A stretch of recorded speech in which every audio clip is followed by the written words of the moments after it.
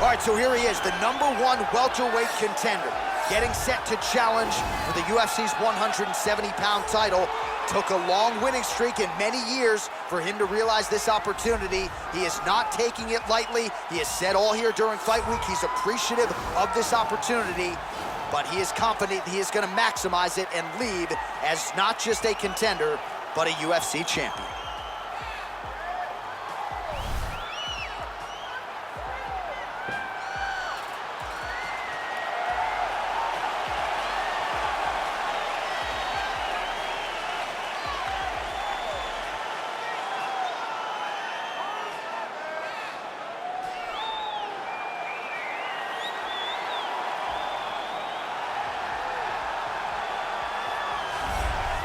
He is the reigning, defending, undisputed UFC welterweight champion in a division full of killers. He has remained the hunted at 170 pounds. Now, unquestionably staring at his toughest challenger to date.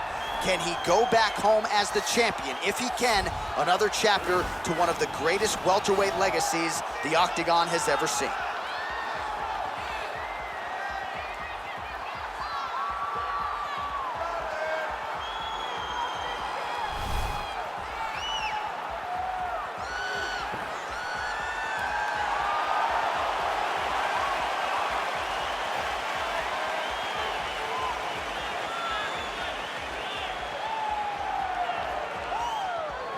Our tale of the tape for this welterweight championship fight. So 2 years, the gap in age, with similar height and reach. Here's Bruce Buffer. Ladies and gentlemen, this is the main event of the evening. And when the action begins, our referee in charge of the Octagon, Dan Mergliata. And now, this is the moment UFC fans around the world have been waiting for.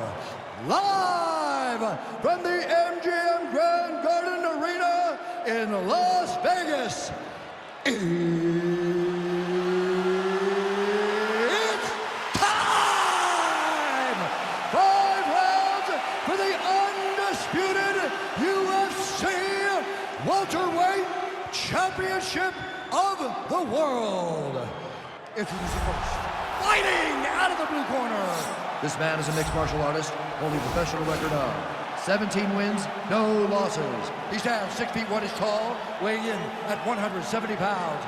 Presenting the challenger, Shavkat Rakhmonov. And now, introducing the champion, fighting out of the red corner. This man is a mixed martial artist, holding a professional record of 12 wins, no losses. He stands 6 feet 2 inches tall, weighing in at 170 pounds. Fighting out of Stockholm, Sweden. Ladies and gentlemen, presenting the reigning, defending UFC welterweight champion of the world, Khamzat Chimaev.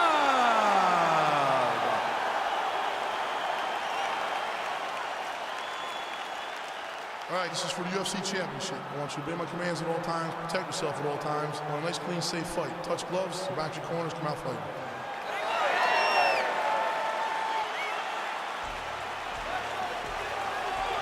You ready? You ready? All right, so here we go, round 1. I can barely hear myself think in this arena right now. 2 of the most dominant, well-rounded fighters in this division. I mean, these guys are the best of all of mixed martial arts. They can do everything when they're locked inside of the Octagon. I'm so excited to watch the highest level of MMA on display tonight. Stuffs the takedown there. Hip tosses him down. Now we'll see if he can advance position. I mean, right into side control. Oh, man, this ground and pound is good. Probably my favorite striking realm in MMA, and he's as good as it gets. The problem is his opponent is not controlling his posture. He's allowing his opponent to get up, and when he does, he creates distance and space to land these beautiful ground and pound combinations. Watch triangle, watch triangle.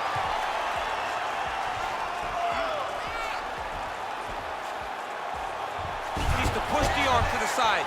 Get his head against the mat. Now watch, as he goes to the finish, watch his chest go to the mat. It's in there deep. There you go. The sheer will is really remarkable to watch. All right, side control now, DC. When you get side control in the fight, what are you looking at? When I get to the side control in the fight, and I believe this young man should do the same thing, it's secure first. Grab everything in tight. Make sure your elbows are in. Make sure you've got something locked in so your opponent doesn't just squirm away. Punch short punches, but try to make the opponent make a choice. Either he turns back into you take your front headlock, or he turns in the opposite direction, you throw your hook in, and you start looking to get a choke off. Well, anytime you are in a ground fighting situation with this fighter, you're potentially playing with fire. All right, side control now.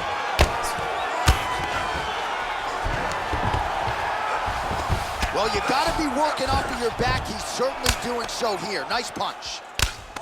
Oh, the ground and pound strikes continue to rain down. The opponent better move out of harm's way or the referee's gonna stop this. He better start to move, and when his opponent starts to posture, he needs to put his feet on the hip, push him away to try to escape this very, very dangerous position.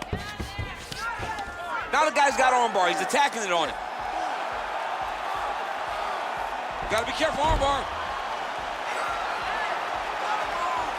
Continuing to try to manipulate the head here. And this might just be a matter of time.